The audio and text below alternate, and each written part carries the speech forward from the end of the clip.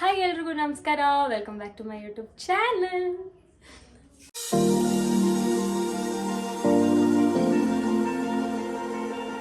ಇವತ್ತಿನ ವಿಡಿಯೋದಲ್ಲಿ ನಾನು ನಿಮ್ಮೆಲ್ರಿಗೂ ನಮ್ಮ ಅಮ್ಮಮ್ಮ ನಿಮ್ಮೆಲ್ರಿಗೂ ಕಡಲೆಕಾಯಿ ಬರ್ಫಿ ಮನೇಲಿ ಹೇಗೆ ಮಾಡೋದು ಅಂತ ಹೇಳ್ಕೊಡ್ತಾರೆ. ಸೊ ಜಾಸ್ತಿ ಮಾತ್ ಬೇಡ, ಲೆಟ್ಸ್ ಗೆಟ್ ಸ್ಟಾರ್ಟೆಡ್.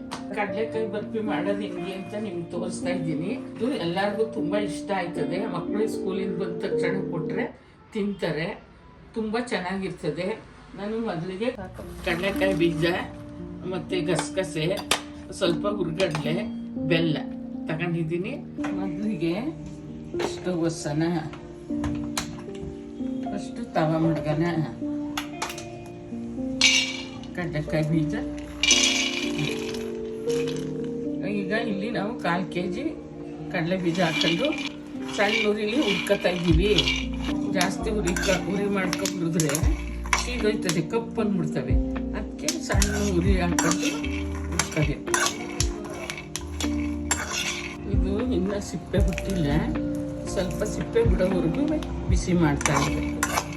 ಇವಾಗ ಸಿಪ್ಪೆ ಬಿಟ್ಟದೆ ಸಾಕು, ಉಳಿದಿರೋದು ತೆಗೆದ್ಬಿಟ್ಟು ಬೆಲ್ಲಕ್ಕೆ ಪಾಕ ಮಾಡಬೇಕು.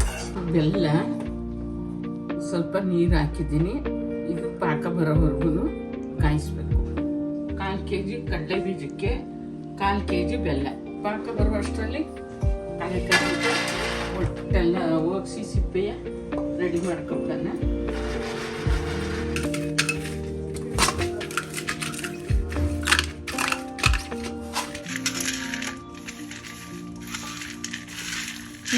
ಸಿಪ್ಪೆ ಎಲ್ಲ ಗುಡ್ಸಾಗಿದೆ. ಸಿಪ್ಪೆ ಎಲ್ಲ ತೆಗೆದು ಸಪ್ರೇಟ್ ಮಾಡ್ಕೊಂಡಿದ್ದೀನಿ. ಈ ಥರ ಮಾಡ್ಕೋಬೇಕು. ಪಾಕ ನೋಡಿ ಈ ಥರ ಬರಬೇಕು.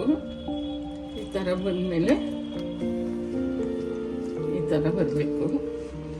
ಸೊ ನೀವು ಪಾಕ ಈ ತರ ಕಂಪ್ಲೀಟ್ ಆಗಕ್ಕೆ ಮುಂಚೆ ನೀರೊಳಗೆ ಹಾಕಿದ್ರೆ ಫುಲ್ಲು ಡೈಲ್ಯೂಟ್ ಆಗಿಬಿಡುತ್ತೆ. ಹಿಂಗೆ ಆಡ್ಬೇಕು. ಹಿಂಗೆ ಪಾಕ ಹಿಂಗೆ ಬರಬೇಕು.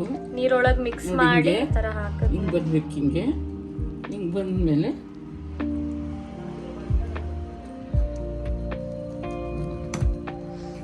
ಸ್ಟವ್ ಆಫ್ ಮಾಡಿಬಿಟ್ಟು ಹಾಕಬೇಕಿಕ್ಕೆ. ತಟ್ಟೆ ಇಲ್ಲ ಅಂದರೆ ನೀವು ಪ್ಲಾಸ್ಟಿಕ್ ಕವರ್ಗಾದರೂ ಹಾಕೋಬೋದು. ಹಿಂಗೆ ತುಪ್ಪ ಹಾಕೋದು ಸವರ್ಕೋಬೇಕು.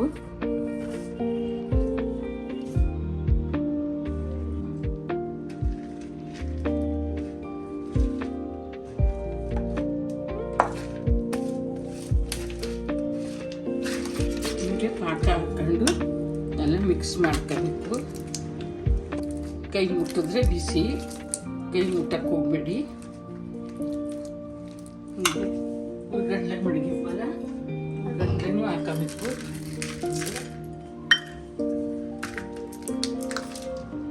ತುಪ್ಪ ಹಾಕಿದೆ ತಟ್ಟೆಗೆ. ತುಪ್ಪ ಹಾಕೊಂಡು ಇದಕ್ಕೆ ಬೆಲ್ಲದ ಪಾಕ ಇದೆಲ್ಲ ಮಿಕ್ಸ್ ಮಾಡ್ಕೊಂಡದ್ದ ಈ ತುಪ್ಪ ಹಾಕಿರೋ ತಟ್ಟೆಗೆ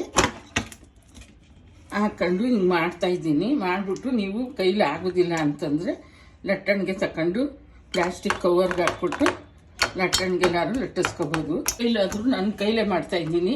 ನಿಮ್ಮ ಕೈಲಾದರೂ ಮಾಡ್ಕೋಬೋದು. ಆಗಲ್ಲ ಬಿಸಿ ಅಂತಂದರೆ ಲಟ್ಟಣಿಗೆಲ್ಲಾದರೂ ಮಾಡ್ಕೋಬೋದು. ಗಸಗಸೆ ಮೇಲೆ ಹಾಕೊಳ್ಳಿ, ಚೆನ್ನಾಗಿರ್ತದೆ.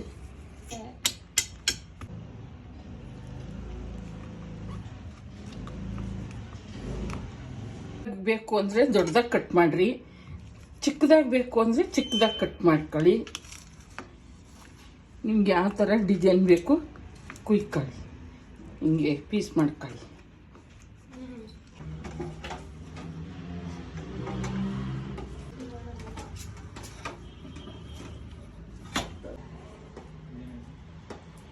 ನೋಡಿದ್ರಲ್ಲ ಎಷ್ಟು ಸುಲಭವಾಗಿ ಒಂದು 15 ನಿಮಿಷದಲ್ಲಿ ಮಾಡುವಂಥ ರೆಸಿಪಿ ಇದು. ನೀವು ಮಾಡಿ ತಿಂದು ನೋಡಿ ಟೇಸ್ಟ್ ಹೇಗಿತ್ತು ಅಂತ ಕಮೆಂಟ್ ಮಾಡಿ.